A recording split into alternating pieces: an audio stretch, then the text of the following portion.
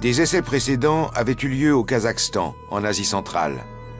Mais le Tsar doit exploser au-dessus de Novaya Zemlya, une île perdue dans l'océan Arctique. Largement désert, ce territoire polaire est plus éloigné des zones peuplées susceptibles d'être touchées par les retombées.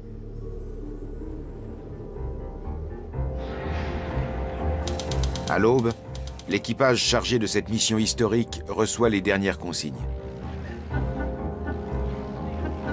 Le suivi de l'opération doit être assuré depuis une base militaire du nord de la Russie, à 1000 km de là.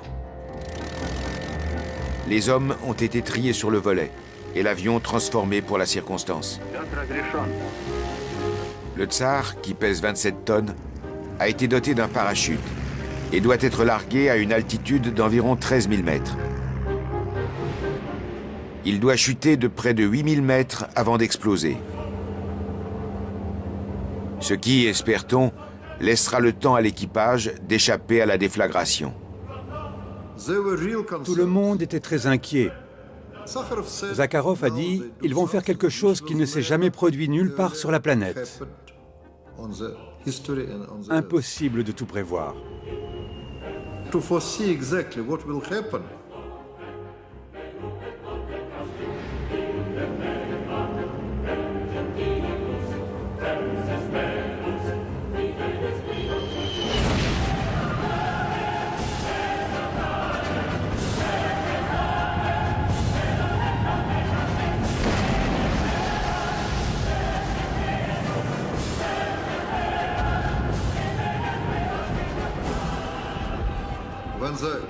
L'onde de choc a été telle que l'avion a chuté d'1 kilomètre.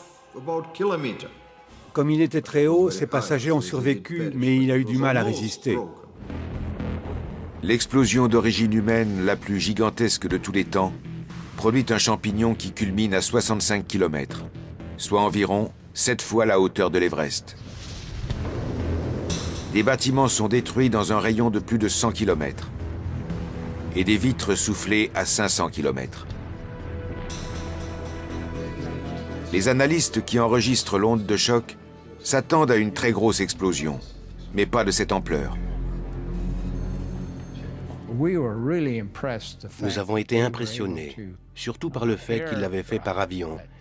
Et encore plus, quand on a compris que s'ils avaient mis davantage d'uranium dedans, chose qu'ils auraient pu faire, ils auraient atteint 100 mégatonnes. C'était vraiment incroyable. Les conséquences à en tirer sont simples.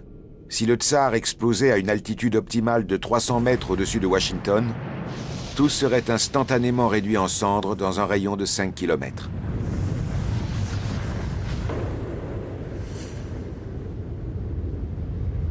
Dans un rayon de 20 km, les gens seraient brûlés au 3e degré et les bâtiments seraient détruits à plus de 30 km.